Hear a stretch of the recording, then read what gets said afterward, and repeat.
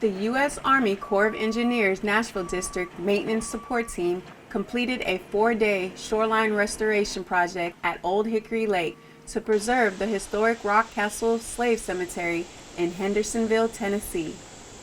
The shoreline was carefully reshaped to prepare for the installation of 180 tons of riprap, about 5 feet deep, along 190 linear feet of shoreline, to prevent erosion caused by waves that would hit and undercut the banks as motor vehicles passed through the area. When we got here, the bank was undermined. It was very obvious. We proceeded with cutting away back to the good soil, and then we started applying rock.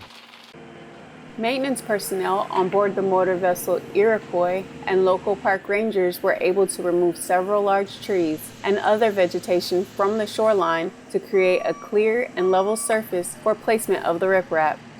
This project started on Monday afternoon, July the 19th, and we were able to get it finished a lot quicker than what we had originally scheduled, just due to the conditions and being able to shove the barges up close to the bank a lot closer than what we had originally planned out and thought. Archaeologists and park rangers with the Corps of Engineers have been monitoring the shoreline close to the historic Rock Castle Slave Cemetery for over 20 years to ensure preservation of the site. For several years, they have been requesting to get federal funding to be able to shore up the lake line because there wasn't any type of stone or riprap that was here. Over time, we were having erosion and the bank kept creeping further and further back, such to a point that there was concern that it could eventually erode back to where some of the slaves from Rock Castle are buried.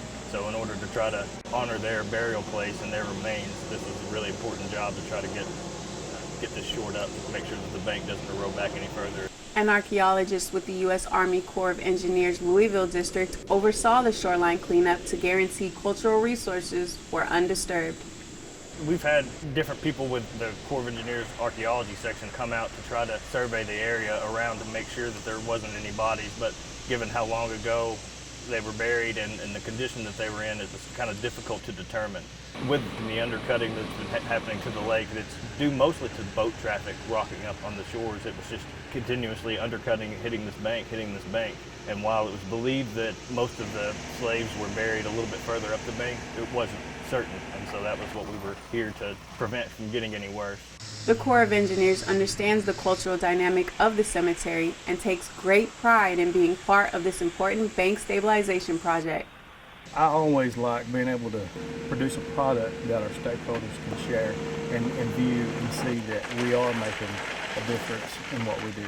It just feels good to do something like this. This is Misty Cunningham reporting for the Corps of Engineers, Nashville District.